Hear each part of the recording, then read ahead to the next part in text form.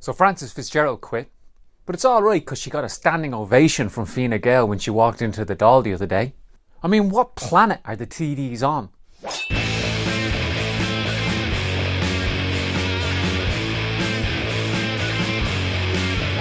So we're all supposed to move on, but there's no justice for Maurice McCabe. There's no serious attempt to tackle corruption in the Gardaí. And of course, we all want an election, maybe not at Christmas time, but afterwards, because we want to punish the landlord parties. But even though an election would be a good start, it's not enough putting a slip of paper into a box to elect people to a parliament that sits on top of a rotten, corrupt state isn't enough and will never be enough. We need a people power revolution to clear out the rot in this country. I mean, people are so desperate to get rid of Fianna Fáil and Fine Gael that sometimes it's difficult to think that the job might be a little bit harder than just voting somebody else in. Look at what happened to Syriza, the radical left party in Greece. They promised so much, and then when they got in, they surrendered without a fight. Now, Tsipras and Syriza are implementing austerity, sticking the boot into the Greek people. Does that mean they lied about their radical aspirations? Not at all. They just thought the task would be as easy as winning an election. But winning an election was just the start of the fight. We owe it to the homeless people dying on the streets. We owe it to everyone, every worker in Irish society to do better than that. So why did Syriza fail? They had unity, but they didn't think deeply enough about the question of power. The first pillar of power that the ruling class and establishment have is the economy.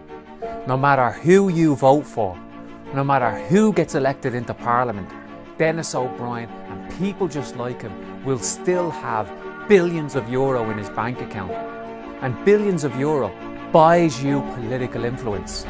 When thousands of jobs are in the hands of people like this, they hold huge control over the economy. The second pillar of power that the establishment rests on is the unelected parts of the state. We tend to think of the state as Parliament, but Parliament is just the window dressing. The heads of the police are usually selected from loyal members of the establishment.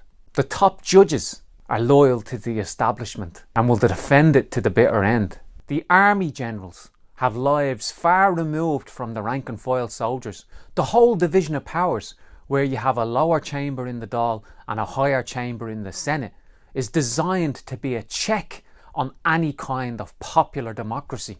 If we fill the Dáil with left-wingers, the Senate is there as a check to make sure we don't pass anything the rich can't digest. And even if we do mobilise on the streets and force the Dáil and the Senate to back down, the top judges will use the Constitution to declare our actions unconstitutional. And when they declare you unconstitutional, what do? Appeal to legality? Appeal to the Constitution? No, you have to tear up the Constitution. You have to mobilise the people. People need to strike and protest and empower themselves to write a new constitution based on the people. If the old constitution stands in the way of housing the homeless, what is a piece of paper compared to the lives of the people? If we only elect the left and think that they can run the existing corrupt and rotten Irish state machine, the rich will use that machine to put a leash on them. Every government under the current system is a coalition with the rich.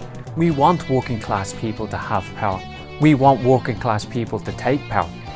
But it's not going to happen along the path tread by Syriza. So how do we get there? Well, we have to build up to a very high level of struggle. In a general strike, the question of power arises, because when every working class person is out on strike, we have to decide. The strike committees have to decide. The meetings of workers in workplaces have to decide. Do we leave the bakeries open? Do we turn the electricity on or off? More and more, the more effective the strike, the more the people would have to take on some of the functions of government, until eventually working class people would be on the cusp of setting up something new. Imagine a democracy where every representative to a workers' parliament was on the average wage, and we could recall them by a show of hands. But such a workers' parliament would have to tackle the wealth of the rich. People like Denis O'Brien couldn't be left with his wealth, which he could use to bribe and corrupt. So yes, We need an election. Yes, we should vote for people who truly represent the working class and have proven themselves through struggle. But we need more than that. We need a strategy to confront the power of the establishment, the economic power of establishment figures like Denis O'Brien, the unelected judges, civil servants and police chiefs. For 80 years, the Irish people have tried every other road. There is no path left except the path of revolution.